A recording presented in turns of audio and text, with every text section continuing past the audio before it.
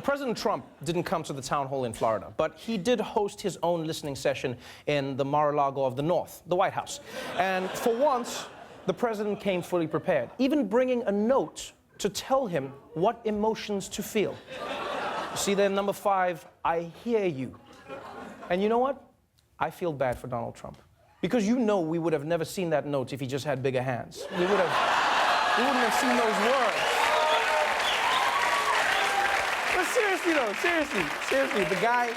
the guy's a stable genius, but he can't remember to say, I hear you. It's a listening session.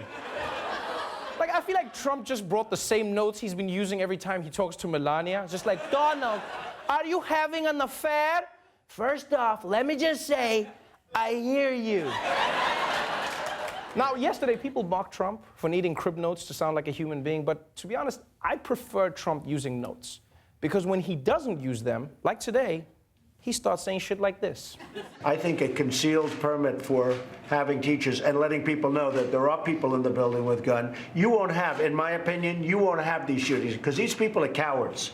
They're not going to walk into a school if 20% of the teachers have guns. It may be 10% or maybe 40%. And what I'd recommend doing is the people that do carry, we give them a bonus. We give them a little bit of a bonus.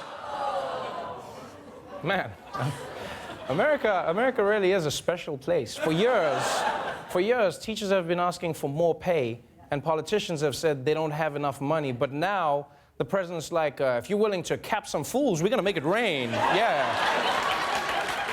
And I like how President Trump calls it a bonus, too.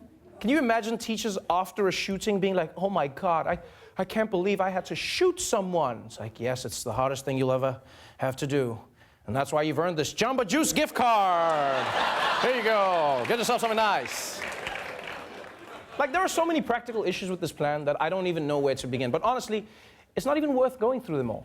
Because once you decide that Ms. Flenderson needs to be locked and loaded during English class, you're not trying to solve the problem anymore. You're admitting defeat. And look, I get that people are worried about school shootings. And I get that some people think that if teachers have guns, they can keep their students safe. But you do realize there are organizations that are training teachers to use guns, and it might not be the perfect solution that you think.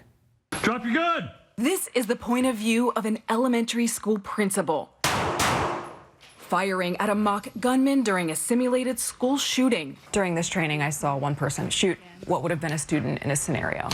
When you see that, does it make you second guess this choice to have guns in schools? No. It's an accident. We might take one, but we might have saved 30, 40 other kids. Good Lord. America just went from no child left behind to sometimes little Timmy gotta get got. Like, I'm just saying, if I was sending my kids to school, I wouldn't want the principal to have the same rules as Omar. We'll be right back.